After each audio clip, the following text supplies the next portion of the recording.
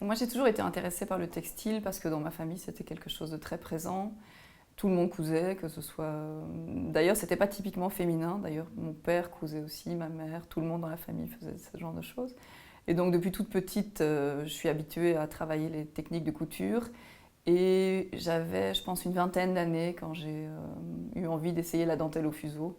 Et j'ai appris avec une dentelière qui s'appelle Geneviève Castelot.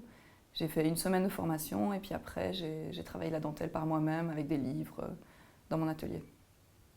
Moi, je crois que ce qui me plaisait dans la dentelle, c'était le côté pratiquement impossible à réaliser maintenant. C'est une technique qui me paraissait complètement hors du temps.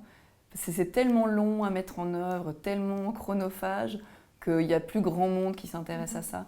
Et j'avais vraiment envie de reprendre cette technique et de lui donner une contemporanéité en la travaillant différemment, en lui en apportant vraiment une autre dimension. Pour moi, c'est pas un truc. Enfin, on me dit souvent que mon travail est très féminin, mais dans mon cas, c'est pas du tout. Enfin, pour moi, ça n'a rien d'évident puisque les techniques de textile étaient travaillées par des hommes aussi bien que des femmes dans ma famille. Et d'ailleurs, bon, alors, dans l'immédiat, effectivement, c'est des techniques qui sont considérées comme féminines, mais si on regarde sur toute l'histoire, c'est pas forcément le cas, que ce soit le feutre que je pratique aussi, ou certains points de dentelle, et je pense que dans certaines cultures, c'était pas forcément les femmes qui le faisaient. En fait, quand j'ai commencé la dentelle, donc j'ai appris d'abord les points classiques, et je me suis appliquée à les faire correctement, et ensuite j'ai essayé de trouver d'autres sujets à représenter et donc de sortir complètement voilà, des points classiques, décoratifs.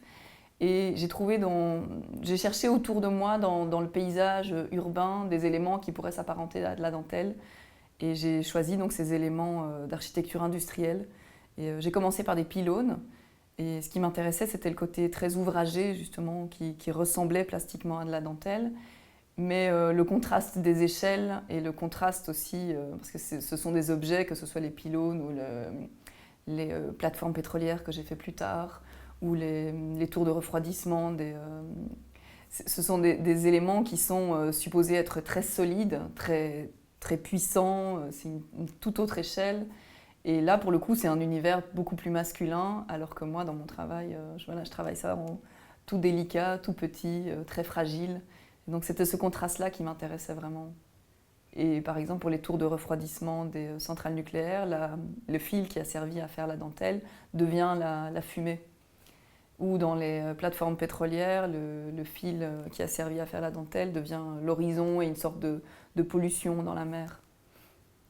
En dentelle, en général, on utilise des piquages déjà faits avec des motifs qui sont prédéfinis, qu'on refait. Et moi, vu que je travaille des choses qui n'ont rien à voir, des paysages industriels, etc., je travaille plus à partir de photos sur lesquelles je redessine mes piquages. Mais donc, c'est tout un travail d'élaboration, évidemment, parce que je suis obligée de savoir exactement quel fil va passer à quel endroit, quel type de point je vais mettre à quel endroit. Et donc, il y a tout un travail en amont de la dentelle qui sert à dessiner vraiment le dessin qui va me servir après à faire la dentelle dessus.